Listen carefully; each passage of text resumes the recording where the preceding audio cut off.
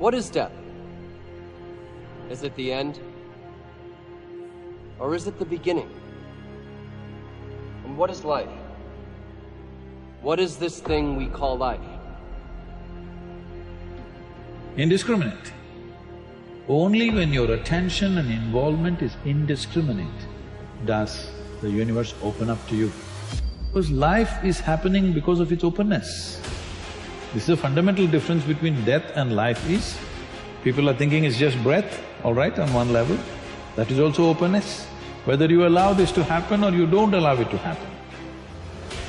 Whether you did it consciously or unconsciously, but it's happening, isn't it? Openness is on every subatomic particle, is in communication with everything. That's why this is going on. Breath is happening, so much is happening in connection with everything. It is only in openness you're alive. As you close doors, you're dying in installments. For now, what you want to focus on is you're hopelessly average. Amazing. And now it's about recognizing that the average human being is designed to learn and grow and to get better. And so now it's a question of how do we put enough time and energy into something to actually get better at that thing? And that really is the key that we want to focus on. I think when you feel stuck or dissatisfied in your life, it's a signal. And it's not a signal that your life is broken. It's a signal that one of your most basic needs are not being met. Your need for exploration. Everything about your life, about your body, grows. Your cells regenerate, your hair, your nails, everything grows for your entire life. And your soul needs exploration and growth. And the only way you'll get it is by forcing yourself to be uncomfortable. What's the most important key to success? I think it's hunger. It's not getting satisfied. A hunger that doesn't go away, a hunger to learn, a hunger to grow, a hunger to serve, a hunger to give, a hunger to create breakthroughs. Most people are hungry until they make a certain amount of money and then they get comfortable. And there's nothing wrong with that, but it's not about the money, it's not about the business, it's about your growth. Because every one of us either grows or dies. People ask me all the time, what does it take to be happy? I say one word, progress.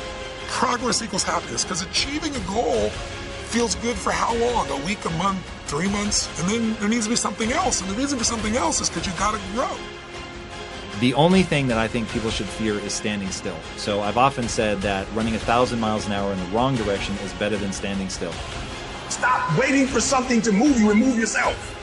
Every day, move yourself. In the morning, move yourself. In the afternoon, move yourself. At night, move yourself. Be very intentional and very deliberate about moving yourself. Pleasantness is the choice, isn't it? So why is it so much unpleasantness is happening in human experience? Because we never took charge of the inner dimension. We believe by fixing the outside, everything is going to be okay. In the last 100, 150 years, with the advent of science and modern technology, we have fixed too many things on the outside. If you fix any more, there won't be a planet left. Yes, definitely this has brought much convenience and comfort to our lives. In every way, we are the most comfortable generation ever. You agree with me? I know you have series of complaints about how things are not okay, but we are the most comfortable generation ever before on this planet, isn't it so? But we cannot say we are the most joyful generation on the planet. We are the most loving generation on the planet. We are the most blissed out generation on the planet, definitely not. We are complaining like crazy about everything, like never before. This is because we fixed the outside. Comfort and convenience has happened, well-being has not happened. If your interiority was handled by you consciously, you would definitely keep this in a blissful state. So is bliss the goal of life? No. Bliss is a necessary condition for life to flower to its full potential, otherwise it will remain constrained. How to address the larger issues of my life? There are no large issues in your life. What is the large issue that you're talking about? It is just about what job to take, which girl to marry, that about covers it. where to go for vacation, whether to get married or not get married, These are the things, isn't it? These are not large issues, these are little things in your life. Yes, oh, is it just a small thing whom I get married to? I'm not saying it's a small thing, but as an issue, it's a small issue, little issue. As a consequence to your life, yes, it has many things. But this is something that human beings have done for millions of years. We have enough experience on these things, isn't it?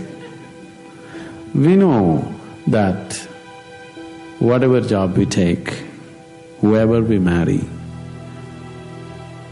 it is just the way we make out of it. Every experience of life, you can make it an enriching experience. Every experience in your life, you can make a curse out of it. See, there is nothing wrong in your job, whatever job you're doing. There's nothing wrong getting this job, there's nothing wrong in losing this job. There's nothing wrong in getting married, there's nothing wrong in getting divorced. There's nothing wrong in not getting married. There is nothing wrong in anything, there's nothing wrong in this or that. But it is just that you make misery out of it, that's wrong. If you do this, you make misery out of it. If you do that, you make misery out of it. That's what is wrong with you. So you got married, is it wrong? That's not the point. There's nothing wrong with it. You did not get married, is it wrong? No, there's nothing wrong with it, that's wonderful too. You got divorced, is it wrong? No, that's also wonderful. It is just that you make misery out of everything, that's what is wrong. You just address that one issue, everything will be settled. The ego, of course, looks for liberation from its unsatisfying, unsatisfactory state. The ego knows it knows something is missing, but it always looks in the wrong place. As we've already said, it looks there but never here.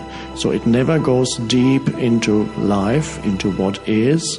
It ignores the simple reality of the present moment and looks towards the next moment for satisfaction, for that which I can add that will make me complete.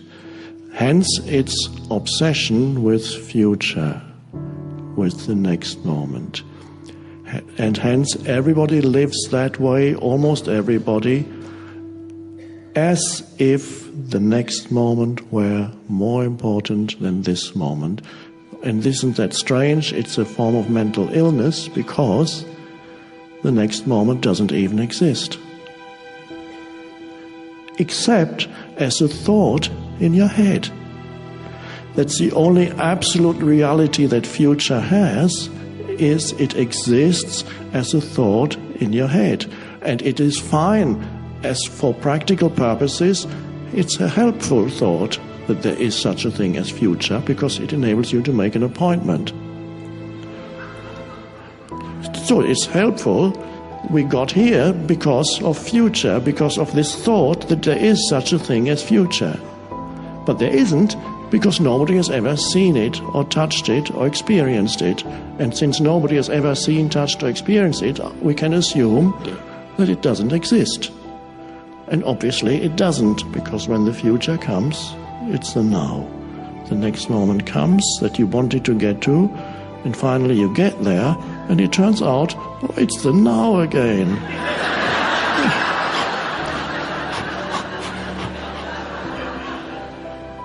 And the ego runs away from it, not realizing that what it has been looking for is hiding here.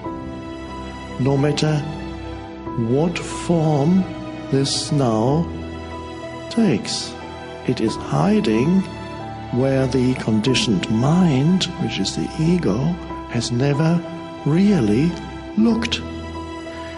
It always made the now, at best, into a means to an end, okay, this now, I need this now because it enables me to get to that more important moment, which is the future.